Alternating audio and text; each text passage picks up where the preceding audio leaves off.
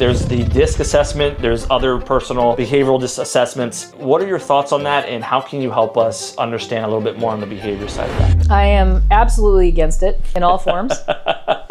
I think it's absolute BS. Thank you. I didn't say it. That's why. So what can we do when we say, oh, but I can't do that, or some sort of limiting belief comes up? What's a prompt that we can say to ourselves to not allow that to continue to happen? A cognitive or conscious prompt isn't going to do much because it's not getting down to where the problem is, right? You have to get down to the problem, meet the problem where it's at, right? Your issues are in your tissues, right? Ooh, write that down. If something from the past made you feel betrayal, for example, then your brain is hardwired to find betrayal in your current life and as you go through the future. How important is, because a lot of people will say, I don't know what my purpose is. I don't know what my passion is. What are your thoughts on passion and purpose, and what does that do for you for the rest of your life? Hey guys, so today we have a special guest with here. Welcome to the Mercado Method, where I bring the best minds in entrepreneurship, but mindset in general. I'm super excited about today's episode. I've got not only my friend, my mentor, and my doctor, Dr. Amy Rosner. Welcome, how are you doing today? Hey, awesome. Always good just being able to see you. So yeah it's a good day. So tell me, what got you into hypnotherapy? What was the start of that? That was a really roundabout route. Like, I never saw myself doing that. I was in mainstream psychology for a long time. And so my degree is in biopsychology with an emphasis on experimental neuropsychology. And so what that is doing brain research, and you're inferring brain function based on brain damage. So I'd go in and do surgery on hundreds of rats and, damage certain areas, and then have them poke their noses in operant boxes and see what it does to their visual attention and memory and stuff like that. And then we can, say, well, this has an analog in humans. And then clinical neuropsychologists could take that research and say, well, I have a patient that's having a hard time with this, and here's some research that shows that with this same kind of damage, this may be an issue. And so maybe if we try this, then we can have some better success. So that's my background. Wow. Right there. So you wonder why I'm always like coming up with new stuff and trying to, find different ways to do things. And I have about 1 million different tools in my toolbox. Yeah. This is why, because it was my job to give tools to clinical people through the research that I did so that they could help their patients. Wow. So that's where I come from. Yeah. And then I wound up, I went into a teaching position, teaching and research, and I teaching the same intro psych class for 30 years every semester. Like, I got to thinking, I'm going to die a slow death. I just felt like that. And I guess I'm like too rogue for the ivory tower or something. But I wanted to do something more creative and more immediately rewarding. Research, you don't really get, if you're looking at a D1 receptor your entire career, you never see what that does to an addict on the street that is able to get past an addiction or something like that, right? Like, you don't see the really cool stuff at the end. You're just like, oh yeah, this change happens. And okay, that's the end of that, right? And that's the end of that. And you do that for your whole life, right? And so I just started thinking, I'd really like to be more creative and, do something else, but I didn't know what, and I wanted to stay in psychology. But my mom at the same time was having some problems with cancer, and so I wanted to move down here again. I grew up here, was born in Phoenix, raised here. Mom's living in the same house I grew up in. Wow. She's turning 95 this summer. Wow. Still in the house, yeah. And so I wanted to be here to help her, and so we moved down here, and I couldn't just, when you're in a position like that, you can't just choose where you want to live and move there. Right. So I was okay leaving that profession behind. I loved teaching. I loved working with the students. Didn't like the politics of academia. Didn't like faculty meetings and stuff and committees and all that stuff. And so I didn't know what I was going to do, but people were telling me, oh, you should do lie detector tests in the police department or something. And so I actually became a Phoenix cop. I went through the training and I did that. Yeah. And I almost took a job with the Department of Defense teaching lie detector polygraphy the physiology behind polygraphy to FBI agents and select cops and people like that. Oh, and gosh. I guess I was number 2 and number 1 took the job. And I've been thankful for that ever since, because I am not DOD material personality-wise. And so I did various other things and just kind of came around full circle after just kind of going with the flow, not trying to have things all figured out. And I wound up wanting to be a coach. And so I started moving in that direction. And coaching the way it is now didn't exist when I was in graduate school. Yeah. That wasn't even an option. And so it was kind of fun to experience being on the client end of that. Yeah. And then thinking, there's so much about this that really resonates with me. I would love to be able to do this for a living. And I got to the point where I had to, choose something. I got laid off from a job I hated, and it was a big relief. But then it was like, okay, now what? Yeah. And so my husband's like, hey, you want to do this, do it. And I'm like, I got to cash in a whole 401k for this. He's like, just do it, So I did, and I had never looked back. I added hypno shortly after that because I saw the, blocks that people would hit with just the conscious stuff, right? And I knew that I had to be able to get under that and get sneaky with those brains and be able to like knock that stuff out, right? And so, and I've just been like building on that ever since. Oh my gosh. So there's a lot to unpack on that. So I want to go back to the police force when you said you were doing what was it called? I beat the lie detector test in That's my what I was interview, gonna by ask the you. way. Yeah. So like, and it was just by what I thought, how I knew the brain worked. It wasn't a strategy that I had read or anything. I did read a strategy, which is putting a thumbtack in your shoe and then pushing down on it. And the pain when you're supposed to give your baseline answer. And I probably shouldn't be telling people this, but it's out there. It's out there in the world. Don't do this. You're just going to hurt your toe. Yeah. But yeah. And so if you change your it's all about physiological arousal level, which is all what we do, right? Like as practitioners, we're lowering physiological arousal level. So we have to understand that system and how it works. And that was all my education. Like I know all that stuff, right? So so I got in there. I'm like, I'm not putting a tack in my shoe. And I didn't even think about trying to beat the test until I got in there. And I sat down and they start evaluating you. You're being recorded the whole time and they're evaluating you outside as soon as you walk in. And so I'm in there and I'm sitting there and they make you sit there and sweat, right? And I was just kind of looking around. I found the camera, just kind of waved and just sat there. And so they knew that so the guy just came in, he's like, well, and he came in and most intimidating looking man I've ever seen in my entire life. This dude was just the biggest guy I've ever seen. Yeah. Scowl on his face, I mean, I would have told him anything, just the way he looked. Great interviewer, I'm sure. And I don't know what made me do this. I say to this day, I have no idea I'm such a rule follower. Yeah. Like, I don't know what made me do this, but there's that rogue component, I guess, And we're going to do the baseline part. And the baseline was pick a number between 1 and 10, not 1 and not 10. And write it on this piece of paper and then sit on it. And then I'm going to say, is it 1, is it 2, is it 3, and go to 10. And for every number you say no. Okay. So for the number you sat on, the number you chose, that no is going to be a lie. And it's a lie. And your arousal level is going to change. And they have you hooked up to 5 different measures, GSR and heart rate and all kinds of stuff. So you've got, maybe 5 different, measures that they can look at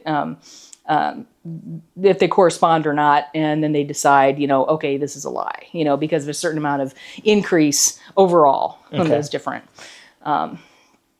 modalities. And so,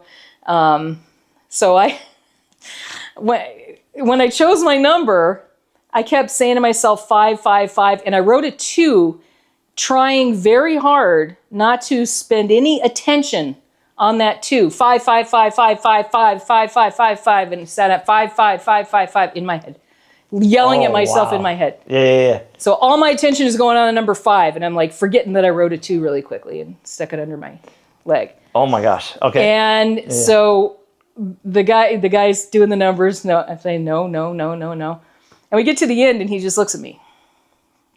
He knew I did something. And he said, I thought, uh-oh, I'm caught. He said, well, the machine says it's 5. So I knew I beat the machine. And he looked at the machine and looked at me, looked at the machine, looked at me, and he said, but I think it's 2. Ooh. And I was like, ooh, he's good, you know? He caught me, but I beat the machine, but he caught me. Do you think that was because of a physical response you had when he said 2 still? Like you had a physical response? Yes, because I knew it. I still knew it. So he was reading you, read that, hey, 2 is the real number, but 5, the machine was saying 5 because of your... So his thing was, I did something to make the machine do that. And he looked at me and he said, what did you do? And I told him, he said, you have to work here. We have to go to conferences together. He was like all excited. He's like, you know how to do that? Like you and I have to talk, right? Yeah. So, but the problem was I had to spend like 10 years as a beat cop before I could even, start to get to the place where I could start doing that. Here in 115 degrees with a ballistic vest, no. No, not in Arizona. No, not gonna happen. Wow. So technically, in theory, as I'm hearing you and as you're saying this, I'm hearing like, because this is something that I teach in sales, and this is why I teach these guys that the physical response and paying attention to the body language is going to tell you a lot more than what they're saying. Oh, yeah. So this guy obviously was trained to know what to look for, but yet the machine spit out a different result with what you tricked, the mindset behind it. And there had to have been a reaction, a small reaction to the number 2. But then the biggest reaction was to the number 5. And he saw that small reaction and then the big one. And he's thinking, why is the small reaction there? Because there wouldn't be a reaction if it wasn't something important that I spent attention on, right? Wow. So that's how he caught me. Yeah. Wow, that's amazing. All right, so we just spoke about how you tricked the machine, and then you were teaching FBI and all that stuff. Tell us a little bit about like what you can release on that. Like what exactly were you teaching? So I applied for a job to teach that. Gotcha. So I didn't actually teach anybody that, but the job was teaching those folks about the physiology behind polygraphy. And this is where it gets, important to know the physiology behind something like that, a brain process or body process, nervous system process, because if this guy didn't know that, he wouldn't have caught me. That interviewer. And you would have gotten away with it. Yeah. Wow. Okay, so this is good. Now going back into that, because a lot of people, they have what I would say, what I've been hearing a lot lately, right? When they hear hypnotherapy, they think we're just going to go like this, with like a watch in your hand. I have pendulums. If somebody wants that, I can, I used to actually, I would use that approach with young girls that would come in. I'd have them like get a pendulum and I'd say, okay, now hold this steady. And I don't have one I can use right now, but hold this steady and don't make it move at all. And of course it's going to move a little bit because your hand is going to be moving. Subconsciously, you're going to be moving your hand a bit. And then say, okay, now make it just by your mind alone. Don't move your hand at all. Make it go a certain direction. And it'll go a certain direction. And it'll say, okay, now make it reverse direction without moving your hand at all. And it'll reverse direction. Like, oh, wow, that's so cool. And they think it's magic or something or witchcraft or whatever, but it's not. It's your subconscious mind making very minute adjustments in your hand that you're consciously not aware of. Yeah, it's automatically just doing it for you. Right. And you're not there in tune to know that that's what's happening. Right. Wow. You're not aware of it, but it's happening. And so then they would go to school and they'd like have a necklace and they'd do it with their friends and stuff, So kind of spreading the word, how the brain works. Yeah, I love that. When you do that, right, I think a lot of people, though, they just think that, like, you're just going to snap your fingers, you're going to fall asleep or something like that. You can do that. I mean, I can do that. Yeah. To get out of hypno school, I had to be able to do that. Okay. But you can do it with people who are standing up. We got extra credit for that. If we did an instant induction of someone who was standing, then we'd get extra credit. And I bowed out of that because I didn't have huge success with that one. But I've never had to do that. So I don't do stage hypnosis. I don't want to. Yeah. Last thing I want to do is be on a stage somewhere. I've been trying to go through life anonymously. Well, we're putting you out on the map right now. So. Everyone's like, what's your secret? I'm like, Dr. Rosner, just so you know. And the reality is like, I think what a lot of people don't realize, though, is like with hypnotherapy, I remember when I first came to you, this was, 8 years ago? Long time ago. Yeah. And I remember the first day I came into your office, and I just felt this immediate sense of like warmth, heat. and I responded to everything that was being prompted or whatever feelings I was feeling at that time. And I go back to that time frame, and when I explain to people, I'm like, listen, it was the life-changing moment for me from that first session. I've done therapy, guidance counselors, you name it. I've seen psychiatrists, psychologists throughout my whole youth. And I want to bring hypnotherapy to the world because a lot of people don't understand that one session changed everything for me. I was like, wow. It's fast. You feel it immediately. Immediately, yeah. I almost felt like the world was just taken off my shoulders in 1 hour. Yeah. Where I felt it for 30 some years, right? So can you tell the viewers in the audience a little bit of like, maybe even just using me as a subject, like what happened? Let's talk about Joel. Cool. Yeah. Like, because I'm very open about like my past, the verbal and physical abuse and stuff like that. And then obviously the my dad's illness when it comes to his mental illness. And I want to bring that to light for people. But it's real. It's very real. Like we're all dealing with something or other with that 100%. Stuff. So yeah. And the reason why I keep bringing this to light, I'm so excited to having you with me right now, is because remember I came to you, I felt like I was in this sabotaging loop. I kept thinking of myself of not worthy, and my actions were doing certain things to kind of almost ruin that. Yes. Yeah, you're 100% right. And now, like I look back at it now, and I'm just like, things come to me now. I feel like I'm always in an overabundance, and you still put me in check once in a while, but I'm not over. How do I word it? At that time, I was overreactive. I was overstimulated. I remember you also told me, "Hey, Joel, just because you can do more doesn't mean you should." There's so many things that now, when I look back, I'm like, "Gosh, like I didn't realize I was just constantly seeking these things." Yeah. And ever since I started doing hypnotherapy with you, it like alleviated so much.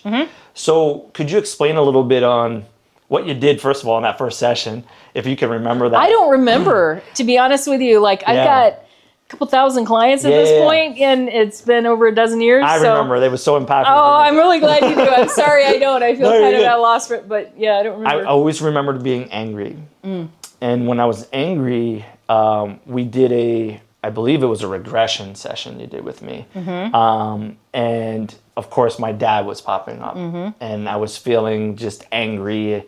In fact, to the point that I've never forgiven him. And I felt that moment. I forgave him.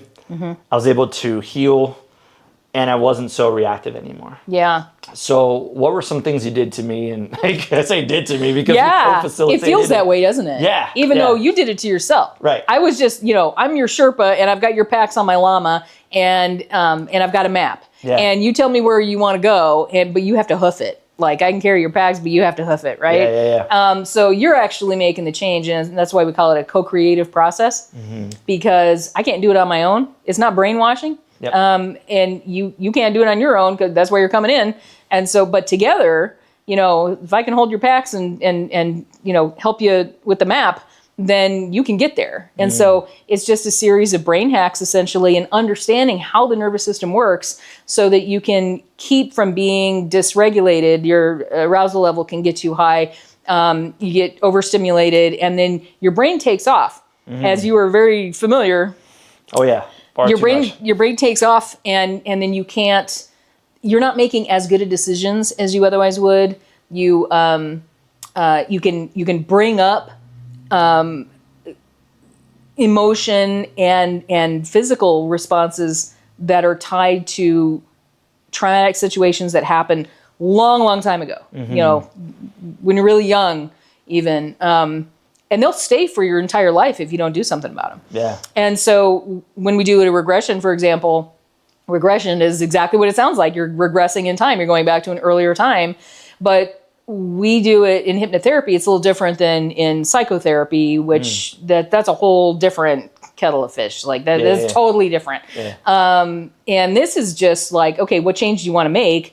I don't need to hear your life story. I don't want to know your life story. Stop talking and just breathe, right? Yeah. Focus. And so, right? And so I spend more time telling people to stop giving me information because they think they go to see a counselor or something and all they do is talk. Yeah. And I don't need that. I don't even want to know. Like all I want to know is what change do you want to make? How are you feeling? And let's, what's the best way for me to help you get there? Yes. Right? Because you are hoofing it, you are walking, you're doing the hike, and you're getting there. But I can help keep you on the path so that you get where you want to go. Yeah. So you don't have to worry about that, right? So when we do a regression and something like that, there's something from your past that's causing you a problem if you're overreacting, you're getting too emotional, you're getting overstimulated, any of that kind of stuff. If you're having responses to things in just daily life that are bigger responses than you probably should have, then you've got stuff from your past that's coming in, and your brain is just, a lot of associations, a lot of connections, right? And so if something from the past made you feel, betrayal, for example, then your brain is hardwired to find betrayal in your current life and as you go through the future. And so you are going to be, predisposed to that. The way your programming is set up from the previous incident, even if you were really small. For it, right? We're actually searching for it, and emotional centers of the brain will set you up to search for it. Wow. And then if there's any chance that there could be betrayal going on, then you will immediately pounce on it. Yeah, you're betraying me, you're disrespecting me, whatever. Even if it's not happening, you're so primed, right? And but it's not the situation in the present that's the problem. But most of us think it is, because that's the difficulty we're currently having. Right? Like a relationship in the present or something like that. Like, we keep fighting and, she's not listening to me and this, that, and the other. When really you're misinterpreting what's going on because you have this information from the past that is coming into the present, and you don't have any choice in the matter. It just happens, and it's your brain protecting you. Yes. It's keeping you safe, saying, hey, that didn't feel good. Let's not do that again. So stay away from that situation. I'm going to make sure you see it whenever you can possibly see it so you can stay away from it. Right? Yep. And so then you see it even when it's not there, and then it's like you're causing problems. And so something that is there to protect you can wind up becoming a problem. Yeah. And then but it's really not coming from the present, it's coming from the past. And so a regression, lets you go back to the past and process whatever that was. And there are many different ways that you can process that. But it allows you to go back and actually do it. There's completion of that, and you can release any of the emotion, and that releases body sensations as well. If you're feeling scared or upset in some way, you're going to feel it in the body. Right? That's a trauma response. And so that and feeling of disappointment or betrayal or the more emotional stuff, all that stuff goes away. Yeah. Once you go back and work on that. Right? I love how you simplify that, because, a lot of people that come to me or who's listening to here is they complicate it, right? And we're built that way, right? We tend to think if it's more complicated, awesome. Like that's probably what works best. And I love what you do in hypnotherapy. You actually simplify it. It's a very complicated thing, but the more you simplify it, the more you can get your head around it. And then you realize, okay, it's not this except for this, this, this, this, and this. It's this. It's just this. Yes. Pay attention to this and forget about all that other stuff. Right. Right? And then see where you're at. If we fix that, everything else you think that's a problem is already getting fixed because it's caused by this problem. That whole list just falls right off, all that stuff you want to get rid of, Love that. I love that. And it's funny because, I integrate this with the sales side of things I do. And what people don't realize is it's the same thing. I'm just literally walking them through that map and making sure, hey, don't worry about this. Because if we fix this here in your sales process, the rest of this will work itself out. Yeah, you fix it upstream and then downstream's no problem. 100%. Yeah. So I love that. So I'm asking very particular questions because I know the viewers and audience, they're very entrepreneur side. Yeah. I like a concept that you taught me once, and it made me very open to your methods. You're like, hey, Joel, I've never really had a map in my business. I just went and did it because I love what I do. Fly by the seat of my pants the entire time I've been in business. Yeah, exactly. Which is not normal for us. And I'm one of the few really successful entrepreneurs that I know personally. Correct. That's why I'm like, you're probably the only entrepreneur I know that said, hey, just so you know, I didn't have a map. I just knew I'm going to do what I love to do. I'm going to wake up every day, just do it, execute, and enjoy the moment. That is something newer for my audience. And the reason why I wanted to bring that up is because you chose something that you knew you would love to do. And because of the love and the passion behind it, you grew a badass business. And you're still doing more with it, right? Because that's what got me to be under your mentorship program, right?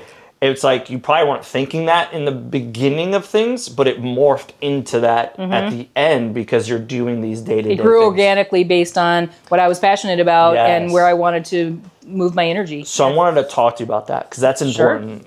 How important is, because a lot of people say, I don't know what my purpose is. I don't know what my passion is. How can we help our audience with that? And how would that translate into life? Because I say this because I had 5 businesses. I was miserable doing all 5 businesses. The moment I exited and left these other businesses and I went all into my coaching program is the most fulfilled, the happiest and most passionate I felt. And I'm actually making more income than I've ever made ever in my life in 2 years. And I did that and I struggled for a decade. So I want to bring that to them right now. Yeah. So what are your thoughts on passion and purpose and what does that do for you for the rest of your life? Here's my thought on that. Yeah. Purpose is your vehicle, which is fueled by your passion. Oh, I love that. I love that. Like that? Yes, yes. Yeah, that's how I feel about it. You have to have a purpose. You have to have a vehicle or you're not going anywhere. Yeah. And it's fueled by your passion. If you're not passionate about it, you find some way to be passionate about it, it's not going anywhere. That is so, that's an easy image to look at. So you don't need a map to go anywhere. You can just go joyride and live a happy life, right? Yeah. And be your version of successful, whatever that happens to be, right? Yeah. But if you want to go to a specific place, then you are going to need a map. Yeah. So that's where, maps, strategies, SOPs, things like that, that's where they come in. If you find one that is the map to where you really want to go, then you're golden. The trick is to find one that takes you where you really want to go. Yes. Because if it's taking you somewhere you think you should go, but you don't really want to go there, you're going to fail. Or you're going to be successful, but not as successful as you could be, and certainly not happy. I love that you say that because you're absolutely right. Like when I keep going back to when I was doing my other businesses, I was pushing against the grain and I kept saying, well, this is what I wanted to do. I wanted to be an entrepreneur. But I was just doing it in the wrong sectors, the way I look at it. And even you helped me facilitate that. You're like, Joel, like, dude, like, stop.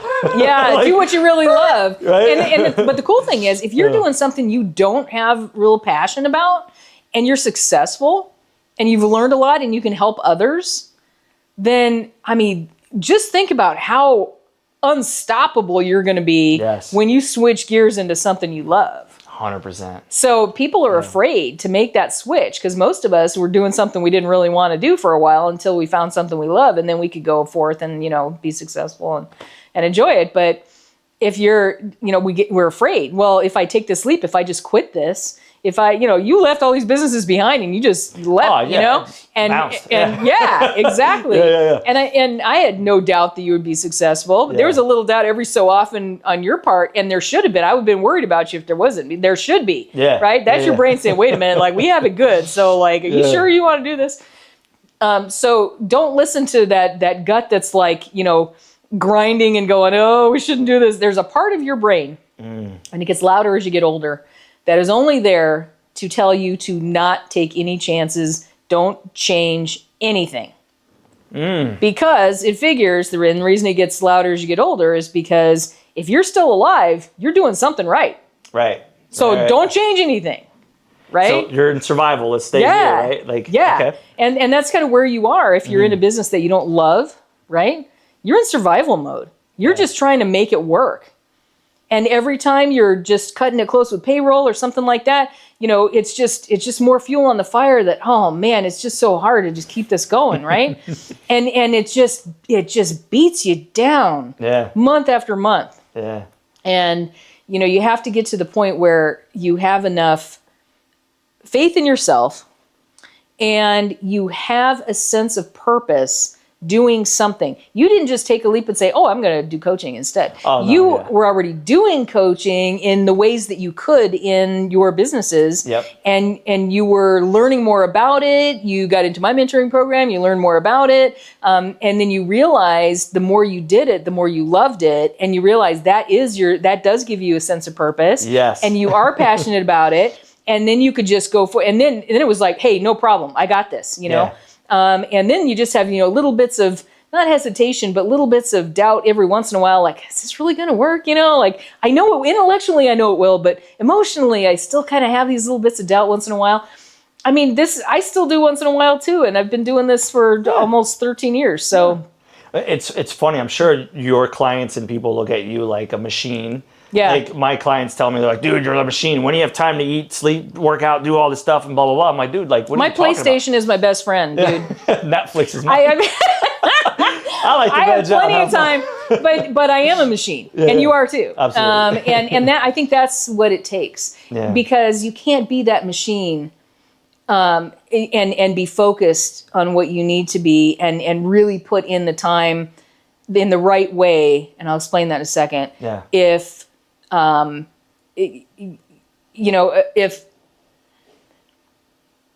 in the right place,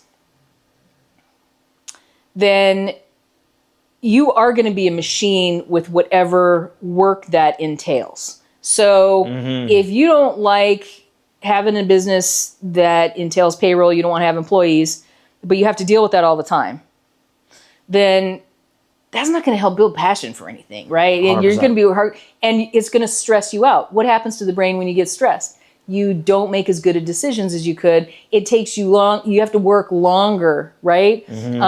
When you're in calm relaxation mode and you're just enjoying life, you're in a whole different state in the nervous system. Oh yeah. and you're in that rest and digest mode, right? Even if you get excited sometimes, like when I get really excited, whenever I wear a Fitbit kind of thing, which I don't anymore, but I did for a while. It would only go off in times when I'm like having a really good time laughing with friends and stuff. Yeah. And then it would go off. And then, the heart rate's too high.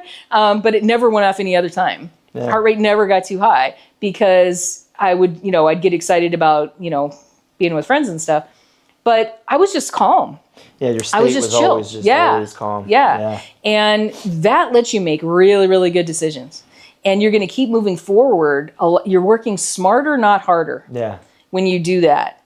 So if I'm thinking, I really want to make a new class in something like this to share all this information I have with my peeps, right?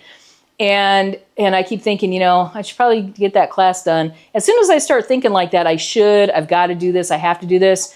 I just don't. I go play on my PlayStation and I just don't do anything. Yeah. Because I know that now that's going to bring my stress level up. Just talking to myself like that. Just talk, and I mean, you can try this at home. Tell yourself, I should do this. I should do the dishes. I have to do the dishes. I've got it. Something like that. And you can feel the stress starting to go up. Yeah. And then you say, I want to do the dishes. It starts going. And it starts going down. Why? Because want is giving you an opportunity. It takes stress away. Yeah. So even just one little thing that you say to yourself can bring your stress level down. It's amazing how many awesome and easy tools there are just to bring your stress level down. Then your head's in the right place. So then one weekend I'd be like, I just feel like working on that class. And I'll get in there and I'll start working on it. And I'll spend 3 days just plowing through that and getting it out. And it'll be about done at the end. It took me 2.5 months to write this one book that I had in my head for probably 10 years. Yeah. And I tried to write it 2 years prior, and I just wasn't in the right zone, and I wasn't doing it right. I didn't know how to write a book. I knew how to write journal articles and stuff, but I didn't know how to write a book. Yeah. And then once I had the right map, basically for that, and I felt relaxed about it. Then one day I just decided, okay, I'm going to do this. And I remember for 3 days, I must have pounded out 20,000 words in 3 days. Wow. And I finished that book in 2.5 months, finished writing that whole thing. Yeah. So you can really grind out, do some really big work really fast if your head's in the right place. And if you don't have a sense of purpose with what you're doing, if you're not passionate about it, that's not going to happen. You're not going to be in that zone. You're not going to be in a flow state, right? Or any of that. All that's a hypnotic state. Your arousal level is down. And you're in that creative thinking mode. And you can just go and go and go. And even if it's something automatic, something rote, and it's not necessarily anything creative, you're just getting stuff out or whatever. If you get into that state, you can just go really fast. You ever done anything really automatic, really rote, and you're going really fast, and then you're like, wow, I'm going really fast, and you start paying attention to it, and then you screw up? Yeah. Right? Yeah. Yeah. Because you change your brain state. You went from just automatic subconscious processing to now you're thinking about it. So and you're getting in your own way. Yeah. Yep. Exactly. Oh my gosh. So just changing brain state is all you need to do to get, but yeah, if you don't have the purpose and the passion, then it's really hard to get relaxed about what you're doing because it stresses you out because you don't like it. Yeah. Right? I love that you say that because when I'm coaching guys, you taught me this. I love this part that you taught me. You're like, Joel, you're not a consultant, you're an actual real coach. And when a lot of guys come to me, they're like, oh, this company was telling me to do XYZ, XYZ, XYZ. And I'm like, yeah, how'd you feel about that?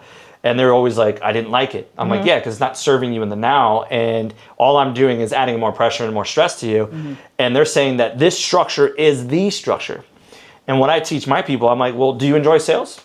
Yes. Then who's to tell you not to continue doing sales anymore? Yeah. And it's your business. You can do what you want. Yeah, that's what I'm like. Right? What do you mean? Like, do you love production? Then do production. Yeah. Why are you forcing something because someone told you to force it? Yeah. And I learned that from you because you were like, hey, Joel, like, we're not consultants. We're actual coaches. And when you're actually leading someone to do what they love, well, is that a problem? And that really opened up my eyes because when I started seeing this, especially I'm in the painting space right now, you know, our industry is telling guys, you have to do this, you have to do that. And when I started going, well, do you enjoy sales? Yes, then keep doing it. And all of a sudden their businesses are changing and they're winning automatically. Yep. And what I keep telling people is coaching is more for you to just be served in what you need for you. Exactly. 100%. And we're just showing you, hey, I see this, I've done this is what worked for me. Do you enjoy that? Awesome, then keep doing what you enjoy. You don't like it? Great, go delegate it. Yeah.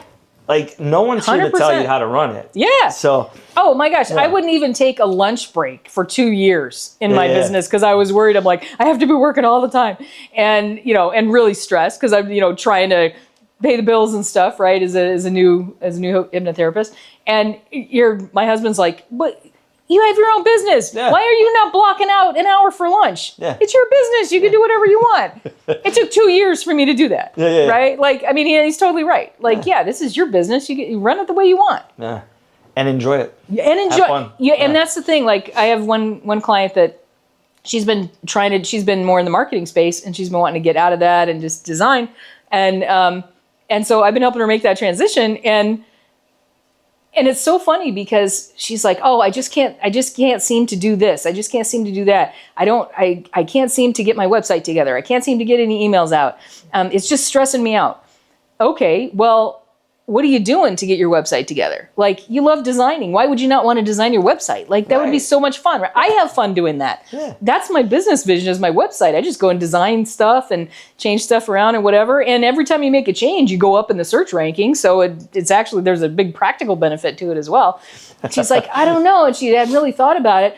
And then she just told me this last time I saw her, she was going to a coffee shop that she likes to go to, and she'll just hang out there for like the whole morning and talk to people and whatnot and work on her website and just play around with it and have fun and not try to be anybody else, just being her, doing whatever feels good to her, whatever looks good to her. Yeah. And she said she's so excited about it now because she had so much fun, and she's going to do the same thing with her emails and stuff. So even things that you don't really like to do right now, maybe it's because you're not doing them in a way that's enjoyable for you. Yeah. I never liked marketing stuff. I never liked sales. I never liked social media posting, any of that stuff. I never liked any of that.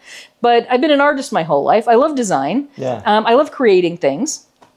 And so I started getting more in this mindset of, this is like a little art project. Yeah. This is something I can create. And I got to really liking it.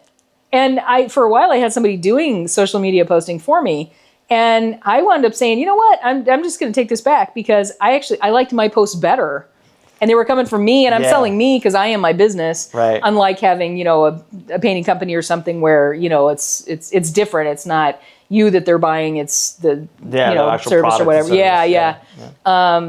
So it's even more important for me to make sure that I put myself out there and people can see and hear me in those posts. Yeah. And so I just took that back over, and I don't post very often, and I'm not really big on any of that stuff, but I have fun when I do it. Yeah. I've done my own website since day one because I couldn't afford anybody to do it for me. But I actually learned how to do it. I remember my husband taken me to the bookstore and he said, come on, you can do anything if you have a book. So he dragged me to the bookstore and I found the Complete Idiot's Guide to Designing Web Pages.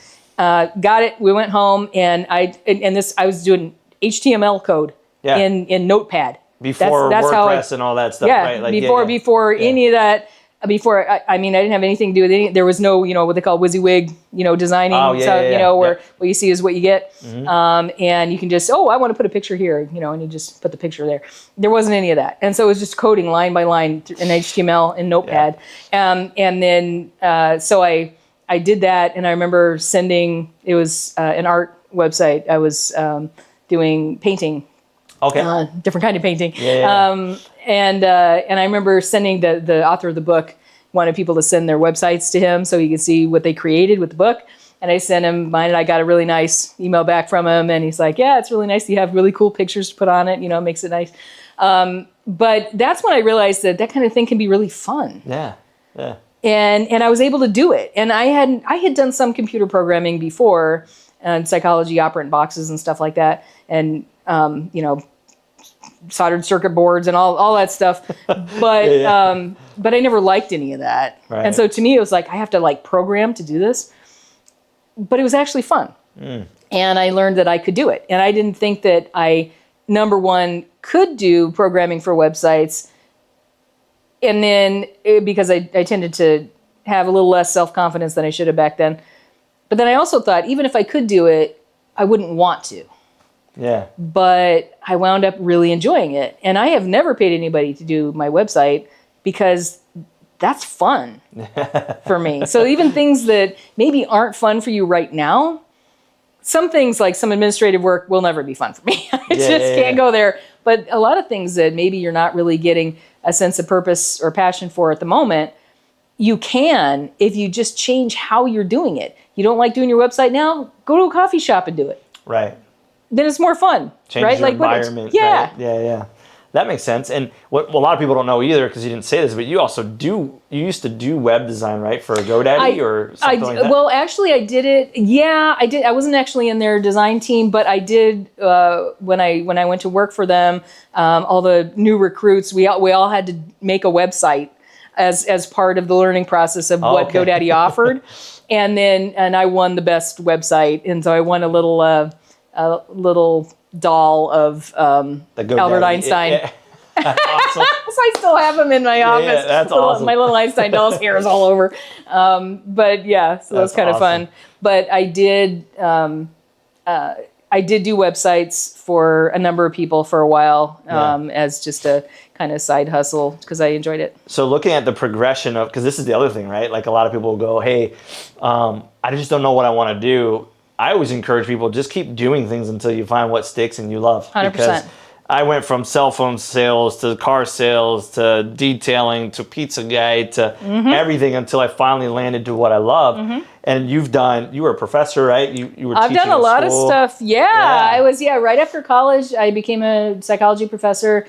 And I was in the lab. I wasn't really into it. And so I switched to another school, another lab, and I was into that. But then I started teaching, and then I just wasn't into the whole, being an academic kind of thing. Yeah. But I was still academically minded. But then, moving here, I went to the police department. Yeah. Didn't want to be a B cop for much longer. So, I didn't do that.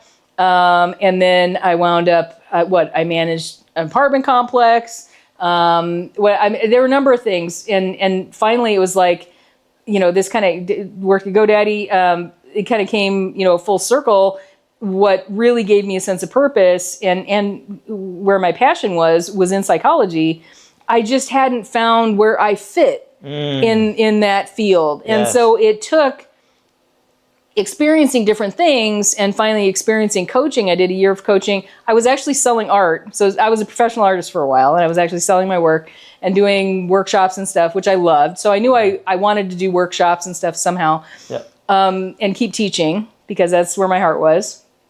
And I was doing coaching for a year with somebody who wanted to trade. She was a brand new coach, life coach, and she wanted to trade a year of life coaching for one of these limited edition giclée prints that I had for sale that she just fell in love with. And I was like, okay, sure. Like, that's the best deal I've ever made in my life. A year of coaching for a painting, a print, right? Like, Perfect. that was awesome, you know? I mean, that's like $5 an hour or something by the time you get down to it. Like, she, you know, I definitely made out better than she did on that deal. But it was a fantastic experience. I went to her home for sessions. And I always wanted, I could see myself, as I went through that, I could see myself doing that with other people. And I kept thinking, man, like, and I was really skeptical because, like I said, it didn't exist when I was in graduate school. I'm coming from, you know, professor neuroscience kind of stuff and looking down on coaches like, you know, yeah, you guys don't have any education, but you want to be psychologists or something, you know, like I had no idea. But I really resonated with it. And I was like, you know, there's something to this that's really, really huge. And, you know, clinical psychology doesn't have a great success rate. And that's why I didn't go clinical. I went experimental instead to learn about the brain, because it's the law of thirds, they say. A third of patients are going to get better on their own with no help. Another third are going to get better with help. With psychotherapy, another third are never going to get better. So they're really only making an influence on a third of the people that they could. A 33% success rate, to me, is not what I was looking for. That was not okay for me. For some other people, it's good, and I think it's a good thing because we need people doing that work. But it wasn't for me, so I wanted something that was more like 100%. Hypnotherapy is damn close to 100%. It's up in the 90s. So I actually have, do I have it on my website now? I don't remember if I put it on my website again or not. It might be there.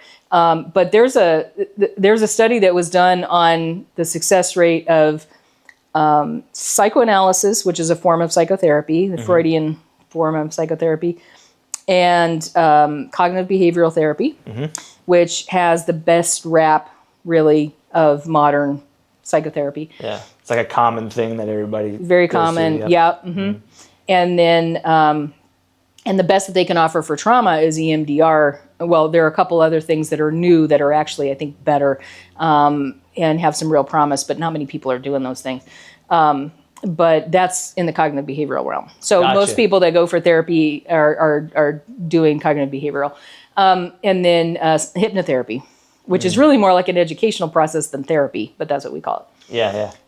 Hypnotherapists were the original psychotherapists. I don't know if you know this or not. Have I told you the story? No. So back open to this. Back in the day, hypnotherapists were psychotherapists. So, and it came out of the medical profession. So, and Freud was one of the early practitioners of hypnotherapy, and Charcot and all these guys were what we would call psychiatrists now, although the term didn't actually exist when they started doing this kind of work. And this was 150 years ago, right? Or more. And so they started applying the medical model to mental stuff. And because that's the direction the medical field was going. And so everybody went along with it, except for a small group of people that were like, I don't know, man. I don't think this is going to go very well. We're going to stay back here. We're going to keep doing the hypno stuff. So you guys can keep going on. The psychotherapists moved in that direction.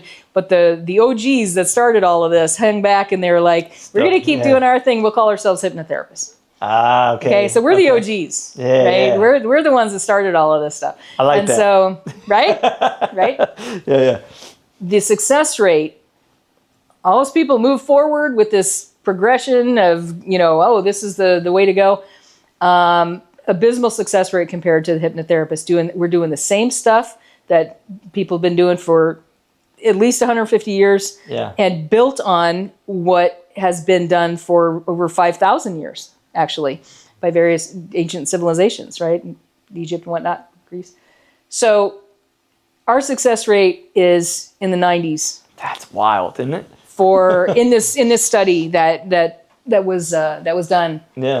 Where and in 6 sessions. So looking at the issues that people came in with, wanting to work on, if they went to a psychoanalyst, if they went to a CBT therapist, or if they went to a hypnotherapist, the psychoanalysis was down 30 some odd %, and 50 sessions or something like that.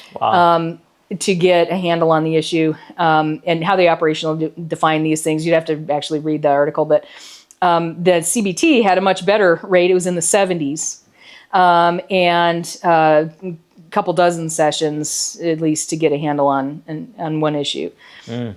Hypnotherapy was in the 90s with 6 sessions. Wow. That makes sense, though. Huge difference. Yeah. And I personally know a number of people who've gone through hypnotherapy training who actually are licensed psychotherapists.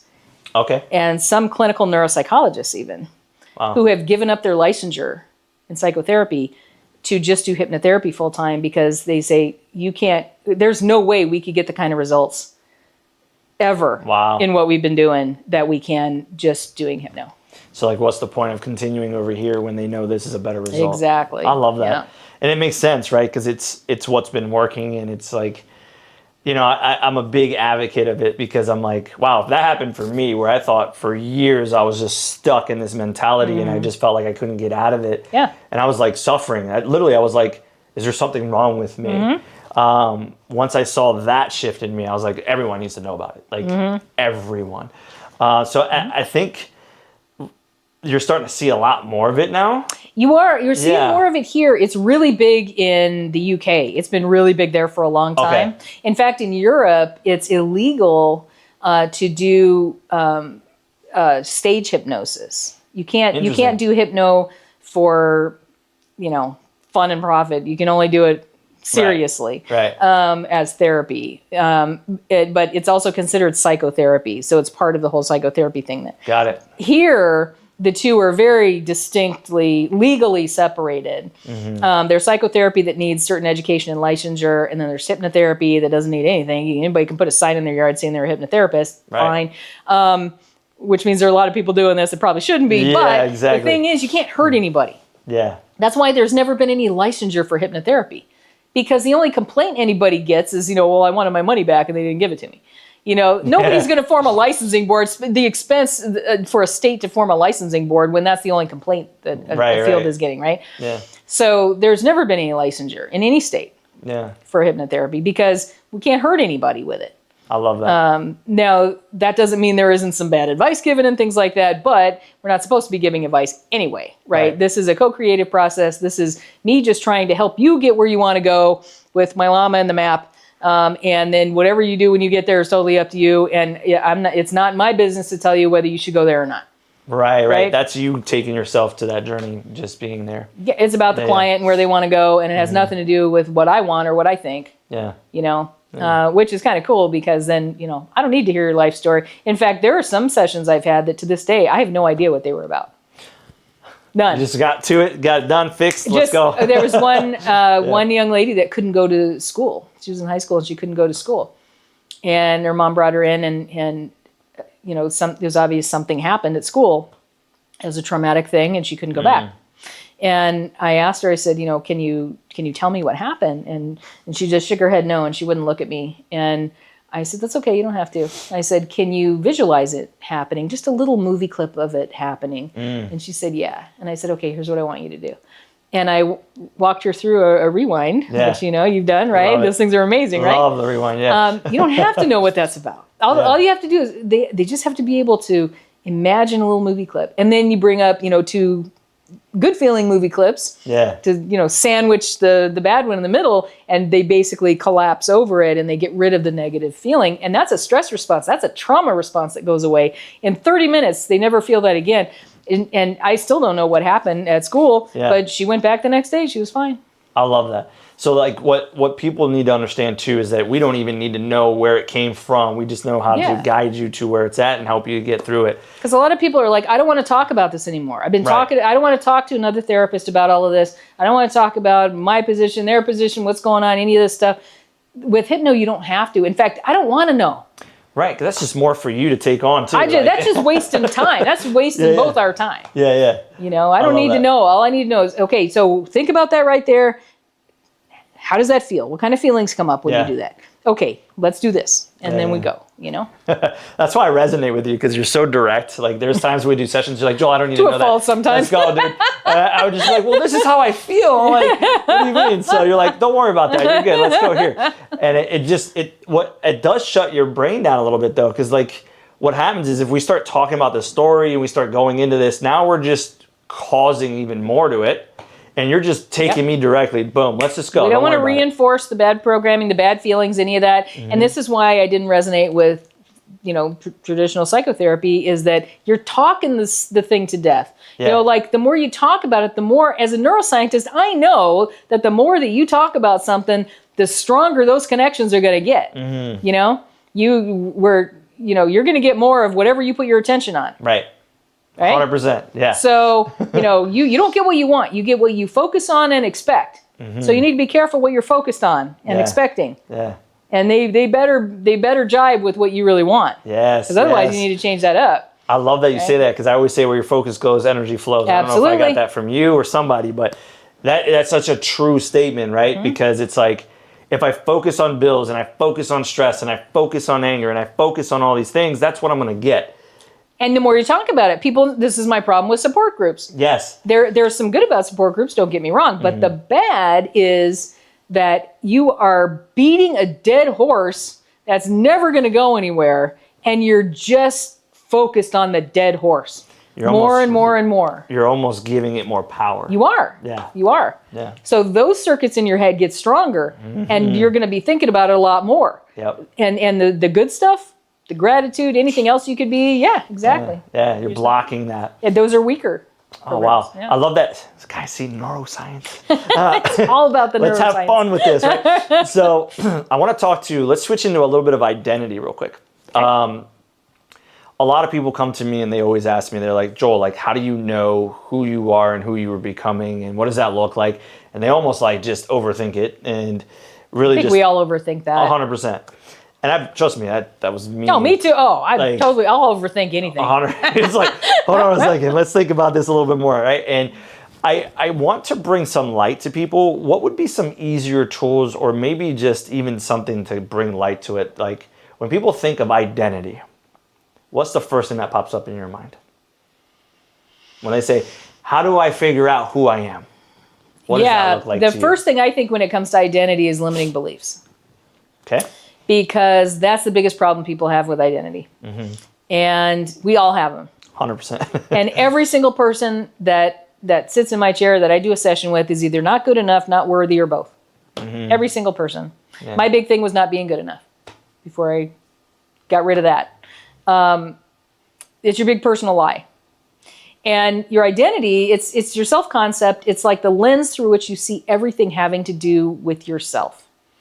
So if you think, oh, hey, here's a cool opportunity, it might seem cool, but as soon as you look through that lens of self-concept, you say, oh, but I can't because. Right? Yeah, the dialogue starts going on. Yeah, so that identity can be your worst enemy because of what's there, what's those scratches on that lens of those limiting beliefs. So you have to clean that lens off, get rid of those limiting beliefs, so that your self-concept, your identity is that real you, which I would call spirit, that should be running everything in your life.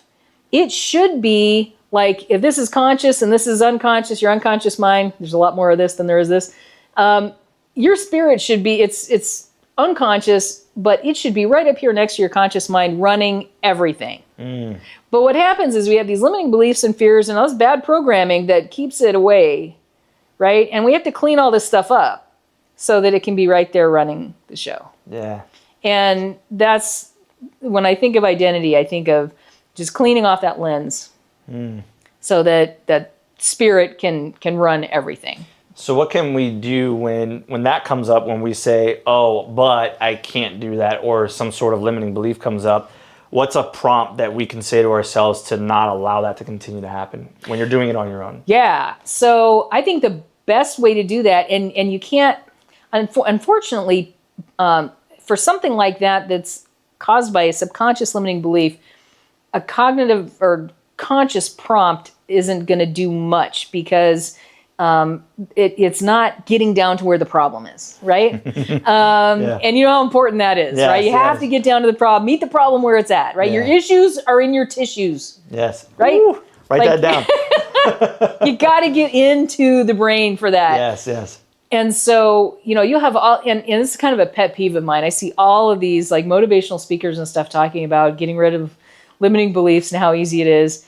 And I guarantee you they come right back, after the conference is over and you feel great for 2 weeks, then they come back. Yep. And then you stop doing whatever you were doing. Mm-hmm. That's if it's conscious, right? Yep. So if you use a subconscious strategy, you're going to have more success. And like an anchor, use an anchor, have, good feelings put on that anchor. And then, when you're starting to think about, oh, well, maybe I shouldn't do this, self-doubt's coming in, you start hesitating, moving forward with something that you really think you want. One possibility is you don't really want it. So you need to kind of take that into consideration. When I think about, imagine myself doing this, do I feel all excited? Do I feel passionate, right? Yeah.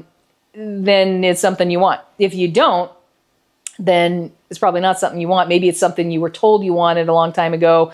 Influential people told you should want this. So that's one, aspect of it. Yeah. But if you get some positive feelings, and anchors are really easy to do. You can form connections in your brain between a couple of touch. I do this because it's free and you have it with you all the time. Yeah. It's but you can use anything as an anchor. Yeah. And you attach positive feelings to that. So you've got touch points in your parietal lobe of your brain that now are connected to emotions in your temporal lobe that feel good. And now when you do this and you breathe in, you feel those emotions because now you have this connection there that wasn't there before. It's in your brain. It's a subconscious physiological thing. And when you think about just using imagery, keep in mind, it doesn't matter if you really do something or you're just imagining it. The same reprogramming occurs in your brain. Yes. Yes. So you can use imagery to just, whenever you think about it, just close your eyes and just imagine, take some breaths to just get your arousal level down to a good place. And then what we would call a hypnotic state, right? Yep. But it's not the crazy place that most people think it is. It's just, you're just calm and you're cool and you're chill, right? Yeah. Once you're there, you can imagine doing whatever it is, or being this person or whatever it is, not having those limits that you're putting on yourself. And with the anchor, now you've got these good feelings that are attached to that vision. Yep. So now when you think about doing that, you feel these good feelings. Now you're going to be able to get past some of those blocks because you're being pulled. And I always tell people, don't rely on motivation, rely on inspiration. Yes. Okay? Yes. And it's inspiration, not motivation. Because motivation is like you're trying to push yourself up a hill. You think you should go up the hill and you're trying to push yourself up there and maybe you really want to go, but you have to push yourself and it's hard. Motivation is hard, man. Yes, yes. If I had a dime for every time someone said, well, can you help motivate me to do something? I'd have a whole lot of dimes. Like, there'd be, I get that a lot too. Yeah, and that's a big thing. We want to be motivated and we're not. And we need to find out the cause behind that. And that takes some sessions to really get a feel for what it is, because there could be a number of different things going on. So you don't want to assume you're just not motivated or you're lazy, because that's probably not the case. I don't think I know anybody who is actually innately like that. We're just not like that. We want to do stuff. That's why boredom is stressful. If you need some downtime and it feels good, then that's not boredom. That's like recovery. Yeah, yeah. But if you're just bored, that's stressful. You want to get up and do something. But if you have now these good feelings on something that you want to do, you're not pushing yourself anymore. Those good feelings are pulling you up that hill. Yeah, yeah. That makes it easy, just turn the motor on and just take a few steps. Yeah, exactly. Yeah. Yeah. But let something inspire you or pull you up that hill into whatever it is you want to do. Yeah. And you can use something like an anchor to reprogram those feelings that are part of that are really, clouding up that lens and holding you back. I love that. And I hope you guys are paying attention to what she's doing. She's giving you imagery where she's giving you tools that actually allow you to be able to do this on your own. Oh, easy to do it on your own. Easy, yeah. And I have free tools actually in my app. And we're going to put links. Yeah, we're going to put links on the show. So there's free tools in my app that will show you how to set an anchor. Yeah. And you can do it. You don't need to pay a bunch of money for a session to do anything like that. Like, this is dead easy. Yeah. You can do this on your own. You can do a lot on your own. Now, having said that, the real causes behind this stuff, that's when you need somebody like you or me. Yeah. Right? Yep. But it's fast. So, I mean, people drop how much money just trying to, and how many years with, traditional therapy and some other stuff, trying to get to the heart of everything. And then, they're like, well, I guess I'm just like this or whatever. They think something's wrong with them because it didn't work. Yeah. 30 years of therapy didn't work. But then one session with one of us, and they're walking out like in tears going, oh my God, like to finally find something that I can feel moves the needle is overwhelming. I love that you say that, because it's like one thing they don't realize is I integrate this with my coaching. And it's like they're like, I don't know what you did. You don't worry about what I did. Just know that you're feeling better. You're just getting sneaky with brains. Exactly. You're feeling That's all better? you need to know. Good. Keep That's going. all that matters. You got to get sneaky with brains. Are smart. You got to get sneaky with them. Yeah. and that, to me, that's fun. It's like a lot puzzle. of fun. It's like, how can I get sneaky with this now?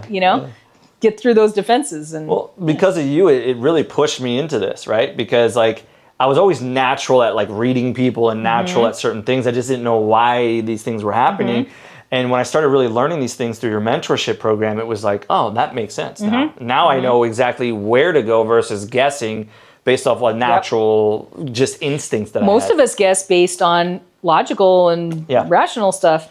And that's the worst way to guess about anything that has an emotional component to it. Yes. Because it has nothing to do with emotion. When you're in that part of the brain that is logical and rational, and you're making pro and con lists, and you're trying to reason things out, you're talking to yourself, trying to figure something out, you are now actually physiologically shutting off all of the relevant information from the rest of the brain. So what kind of decision you think that's going to be? Right. It's not going to be very helpful, right? So what we do is we move the control over to the right part of the brain so that now all the stuff comes up. And, you just need to be open to that. Like if there's something in your past that, okay, it didn't feel good and it's not going to feel good to bring it up, but I can handle it, especially when you're in a hypnotic state. Like things that are a big deal consciously, they're not such a big deal. Right. It's like you can handle it because you're there just, talking to someone that you have, trust in, and you bring it up and it's like, oh, okay, you're chill. And then we can, reprogram and let it go. No. And then it's never going to be an issue again.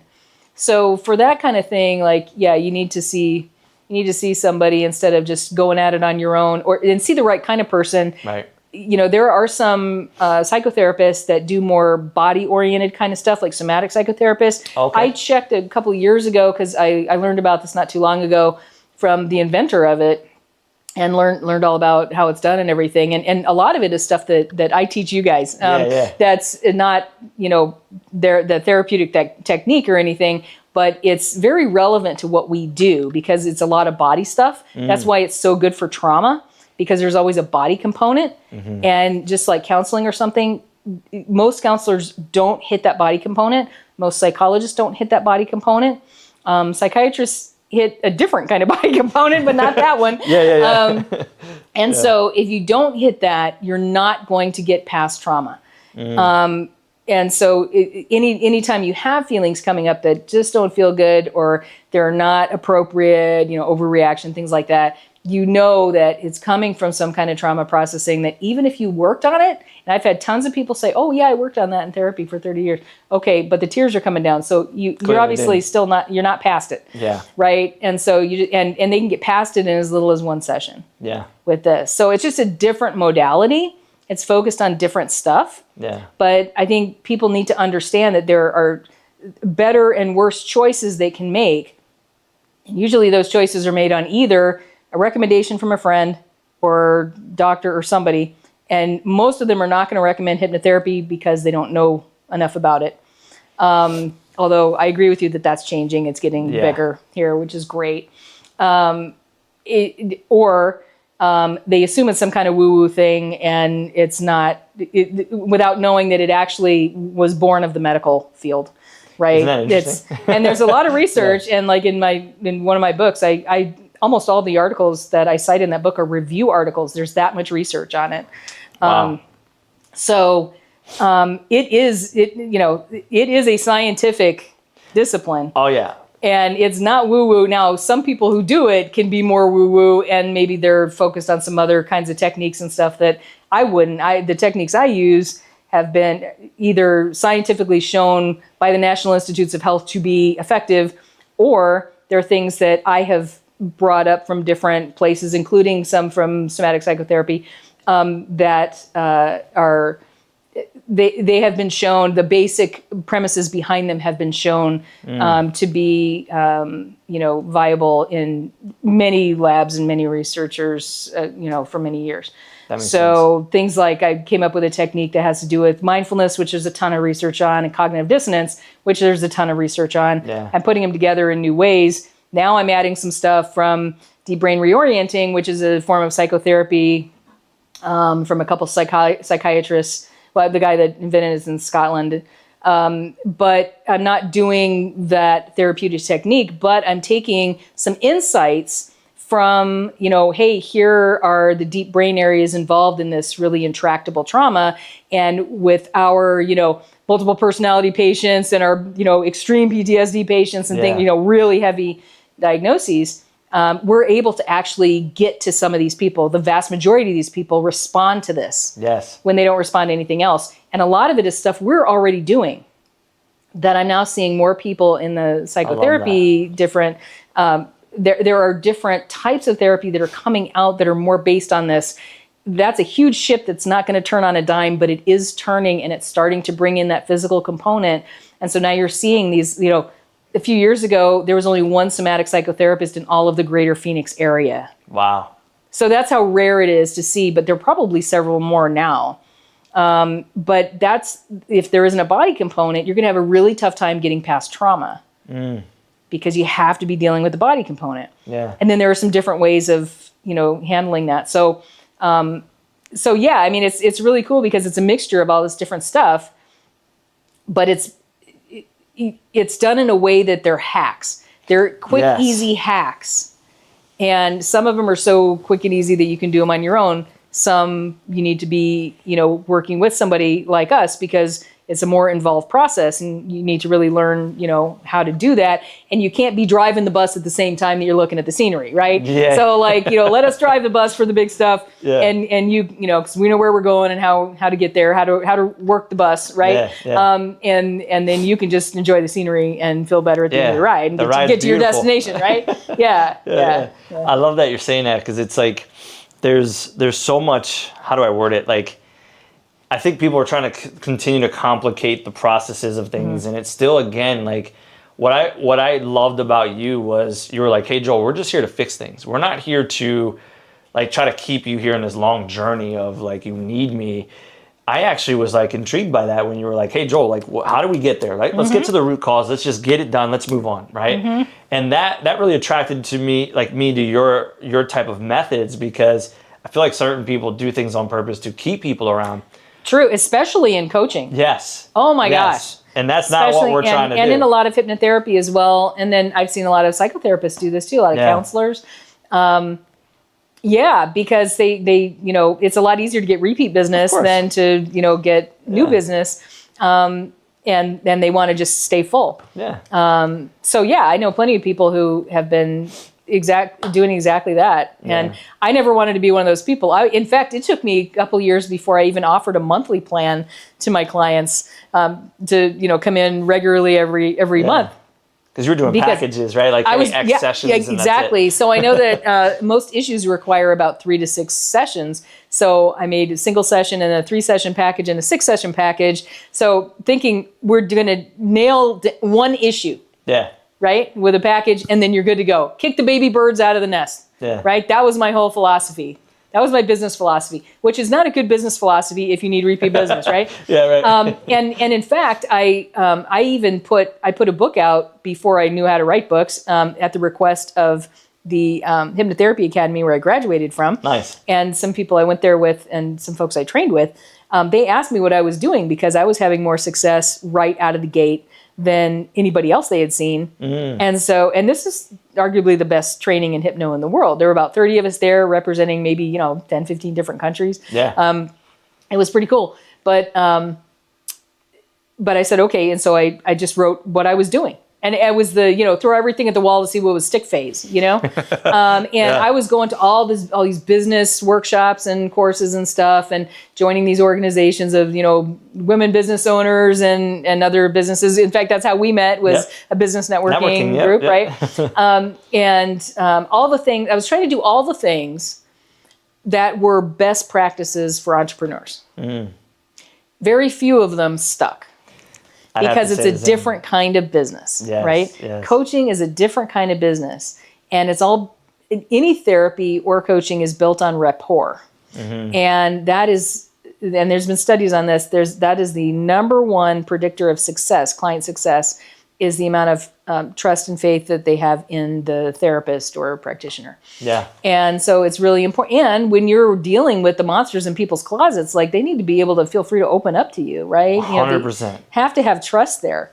And so you're building rapport. Well, people don't think about it, but even in other professions, even selling paint jobs, like, if you go from a selling mentality to a partnership mentality, shifts everything. You're going to have a lot more success. 100%. Because selling is selfish. Selling is all about, I want to get money from you. Yes. And I'm going to tell you whatever I can to try to get you to buy my product or service. And maybe you will benefit from it, but that's not my primary motive. My primary motive is to get your money. Yes. Get your contract, right? Yes. And they know it. They know it. It's so funny that you're saying this, because I just taught this yesterday. I was like, guys, you do realize, like, we're customer service reps. Like, you're going to get 5 other people that are going to say the same thing. They know they're going to be sold. What is going to shift and be different about you than anybody else is that you're being genuine, authentic, and I'm here to serve you.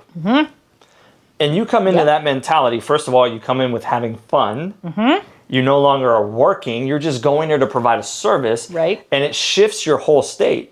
And now you're not feeling like you need the money. You're not feeling like you need the sale. You're just like, hey, I'm here to serve you. Yeah. And it's just a natural conversation, a natural flow, and then you end up closing the deal. Exactly. Even if you don't do it on the spot, you'll get that call back when they go 2-3 other estimates. Oh, dude, I just had somebody schedule an appointment and come in yesterday for a session that I hadn't seen in 10 years. Yeah, that's how it works.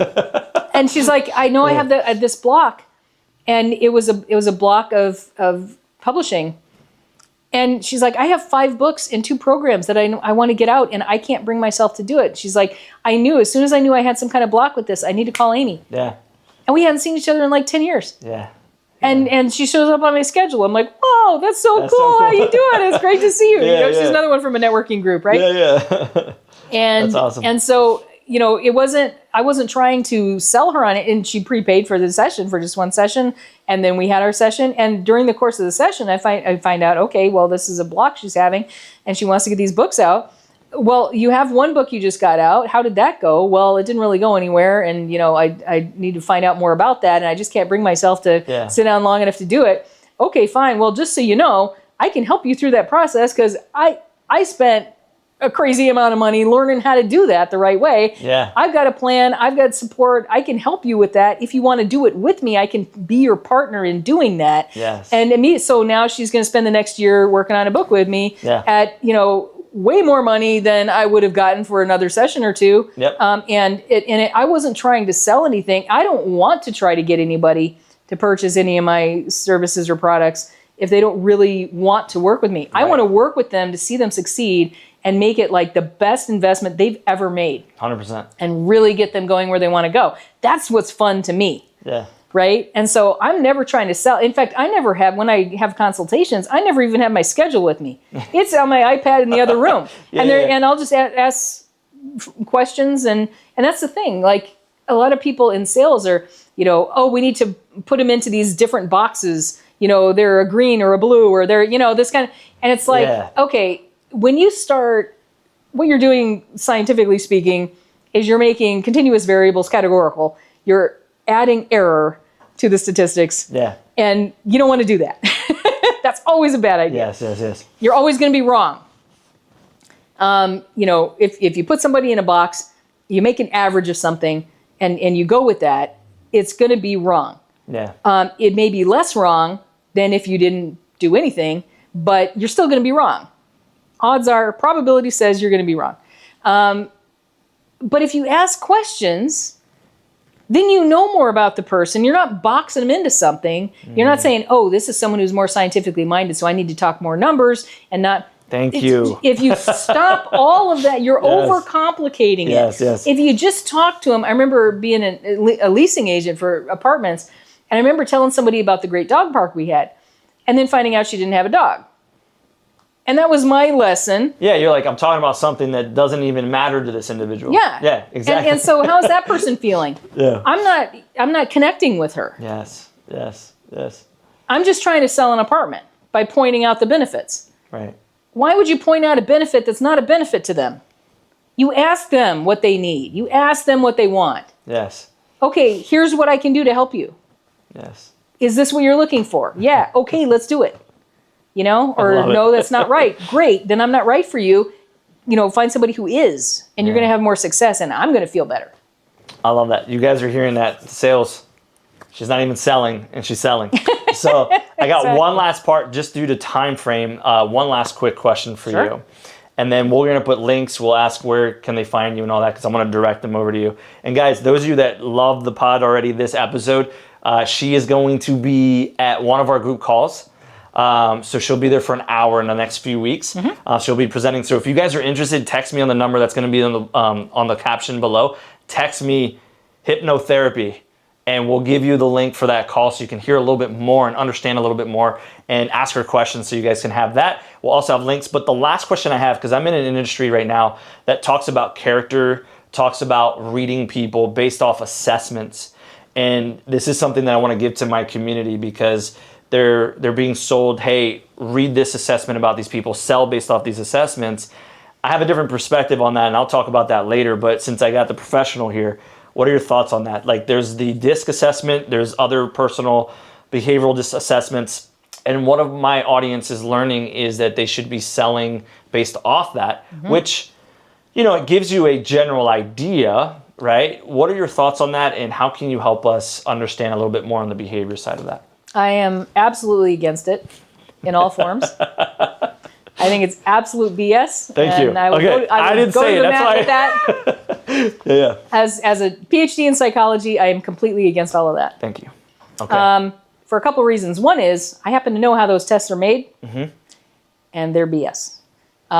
They are not doing the due diligence that they need to actually know that they're measuring what they want to be measuring, what they say they're measuring. Right. So there's enormous doubt on the front end that those tests are actually even measuring what they say they are.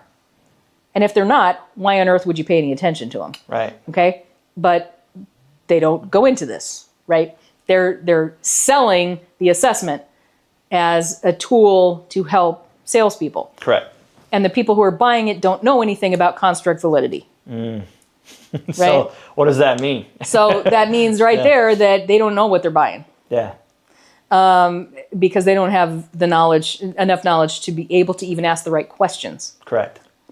Then the other problem is exactly what I was talking about, which is error in your data, right? Yeah. So if you pigeonhole somebody somewhere, even if it's the right box, it's still not going to help you, because you still need to get to know that person as an individual in order to form that kind of rapport where they are going to be buying from you every single time. And they're going to tell everybody they know to buy from you. Right. You know how much I spent on advertising my services the whole time I've been in business? No idea. 0. That's wild. Yeah. It's all referrals. Yeah. And it's not just my kind of business that can do that. Any business Oh, 100%. should be working on getting referrals, because it's a lot cheaper and easier to get repeat business. Do it right the first time with someone who's an ideal client and get repeat business. And then they tell their friends, and birds of a feather, right? So they're going to be more likely to be ideal clients of yours as well. Yeah. And the first couple of years I was in business, probably the first 3 years, I was thinking, when is the well going to dry up? You know, everybody I know that's interested in this kind of thing has already been At in for some point. sessions, and they only know so many people. How many people do everybody? A few hundred people. Everybody, if you're a realtor, maybe a few thousand people. But there are only so many people that you know. But I couldn't believe how many of those people were coming in, and I just kept filling up more and more and more. And I didn't have any money for advertising, so I couldn't advertise. Right. But I was full, and I got to the point where I was booked 6 weeks out. And I realized I can't keep going like this. Now, what do I do now? I had no idea. Right. And it's like, well, raise your prices, right? So I did that. It was my first price raise. And then get rid of the Groupon that I had that was bringing people in. And then I also started I made my first course, online course, so that people could go and use some tools on their own between sessions if they couldn't get into a session for a while. Love it. So if you are forming that kind of rapport, building that rapport with your clients, customers, potential customers, I don't care if it's somebody you're just talking to at the grocery store. Yep. Like, ask them questions. You're in the painting business? I need to get the outside of my house painted. Oh, so ask them questions about it. Yeah. So this, that, and the other. Okay, yeah. Well, if you want, I can send you some information about this if you want, but yeah, we can help you with this, that, or whatever. Would that work for you? Well, yeah, that's what I need. Okay, cool. Well, let's talk, Yeah. That's going to be a client for life as long as you treat them well. Right. Right? And you don't need an assessment to know that about them. In fact, if you had an assessment, you may be like, ooh, I happen to know this guy's an accountant. I'm going to need to stick with facts and stuff. And then you do that, and this guy is like, this is my home. I'm emotionally attached to my home. I don't care what the facts and figures are. I just want what I want for my home to feel like a home. Yes. It has nothing to do with it. And yet you don't get the job, and you're wondering, okay, well, why didn't I get that job? I love that. Well, you didn't form that attachment, right? Yeah. I appreciate you saying that because I did the assessment just to debunk it, by the way. And it shows that I'm a high I, and that means influence in that assessment test. And it says I'm a low D, which means dominance, and that I'm not very direct. And it's interesting, right? Most people, when I share that on my calls, they're like, well, Joel, because usually the DI or the D is a good sales rep. And they're like, you're great at sales. I'm like, I know. So that should tell you something about the assessment, is that I've created this individual based off skills and learning and driving and doing these things that I became this new person. So this test is kind of not worth reading because and that's a reliability issue. Yes. And all those tests have, to some extent, they have reliability issues. Yes. I did the same thing with a different test. I took it twice. I just happened to take it twice, and I had to for my job. And I took it twice, and I was just as honest as I could be both times. And I was interested to see what the results would be. Totally different. Totally different. I did the same thing. I did one from 1 year apart, and where my theory comes into it is well, I'm not the same guy from a year ago either. So the concepts I try to teach on that is hey guys, you change daily based off your habits, behaviors, and everything you're doing, and you're becoming a new person. So will that test even matter? That doesn't even make sense to me. Right. So I just wanted to bring it up because I knew, obviously, coming from a doctor and I used to teach graduate level statistics. Yeah. So I'm big in that. I know about test and measurements and stuff. Yes, and that's why I'm so against all of those tests. Yes. And is there a place for some? Probably yes. Of course. But in general, the stuff that we're talking about, no. I think it's a bad idea. I think it makes you worse at your job. Yeah. Worse at selling. You're almost, the way I look at it is you're actually putting a different filter on because you're judging someone before you even had the opportunity to ask the right questions. And you don't know how accurate that filter is. Correct. And the filter gets more accurate when you ask questions because now you're there in the now. Now you're understanding that person. Yes. And so you've just wasted your time trying to figure out who they are on the front end to put the filter on there in the first place. Yes. Forget the filter. Just talk. Yeah. Just talk to them. Just ask questions. Yes. Don't tell so much as ask. Yes. And then help to, get a feel for what they need. And if you have something that they need, let them know. Hey, I can help you with this. Love it. I love it. There you go. All right. So last thing, I'm going to ask one question, and then where can they find you? So the first thing is where can they find you? Where would you prefer us to? At amyrosner.com. Awesome. And you guys, if you wanted to get mentorship and you feel hey, this is something that you're passionate about, I promise you, I jumped on it. She still mentors me. I see her every Thursday. It's been such a joy learning more and more and understanding the brain, understanding behaviors, understanding why I even do what I do. That way I can help more people because I understand why I do and what I do and how I operate. It's helped me in my profession. And I just highly encourage you guys, go check her out at amyrosner.com. She has a mentorship program. She also has a program for if you want to be a book writer and be an author, she can help you with that as well. And just be prepared though. I want to vet you already on this, is that she's very specific on who she wants in her tribe. So if you feel like you vibed on this call today and listening to us, she's more than welcome to vet you, feel like, hey, you're good, you're part of the family, and be a part of that, because she also is very picky about who she wants to bring in. Yeah, if you're not a good protect fit, I mean, this find someone who's a better fit. 'Cause Yeah. we all need to be with people that we 100%. vibe with, you know? So 100%. yeah. Awesome. And then my last question to close out the podcast, what would you say to the younger Amy? If you, like the fact that you know what you know now, you know, we talk about past, we talk about things. What would you say to that younger Amy as the adult now? What would you say to her now? Like, what would that look like? I would tell her to just chill and not worry so much.